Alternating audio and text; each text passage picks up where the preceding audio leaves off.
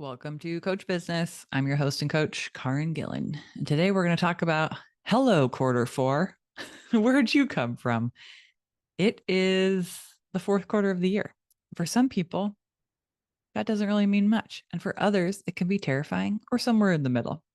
Wherever you are at, I just want to have an awareness conversation. Q4 means we are 3/4 of the way through the year, and you have an opportunity to look at what you've done with the first 3 quarters and consider what you might do with the fourth. It could be that you've already hit your goals for the whole year. Amazing. Congratulations. That's got to feel good. Now you have another choice. Do I ride it out or do I set some goals for the last quarter just because it would be fun? Totally up to you.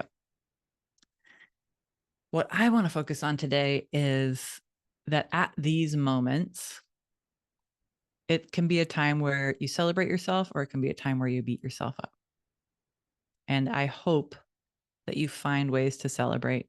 And the 3 questions I want you to ask yourself are, when I look back at the last quarter, what worked? And then ask yourself, what didn't work? And then the last question, the magic question is, what will I do differently for the next quarter? And then let yourself move on into that. If you want to double down on this homework, you pretend that it's January 5th, 2025, and you ask yourself, what worked about the last quarter? And imagine if I had taken the wisdom that I learned at the end of Q3 in 2024, what do I make up that went really well? What worked about this last quarter of 2024? What would I do differently? And what didn't work? Let yourself play around with your timeline. Go out there, get the wisdom, come back here, take the wisdom, and then decide, how do I want to show up for myself no matter what's true?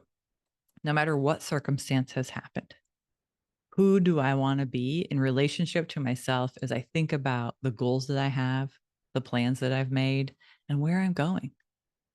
Because if I talk to most of my clients, they come to this work because they were either done, they were like, I don't want to work for other people. That doesn't work for me. I don't want to do that, or I can't do that anymore.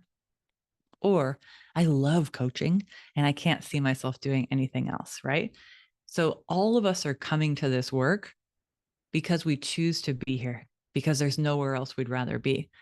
So the invitation from me to you today is, how do I make this, my business, my company, the best place to work? Because if you don't choose to make it the best place to work, who's going to? No HR person's going to come up in there and say, we need to have a workshop. We need to get you an offsite on how to build your confidence. You have to do that yourself.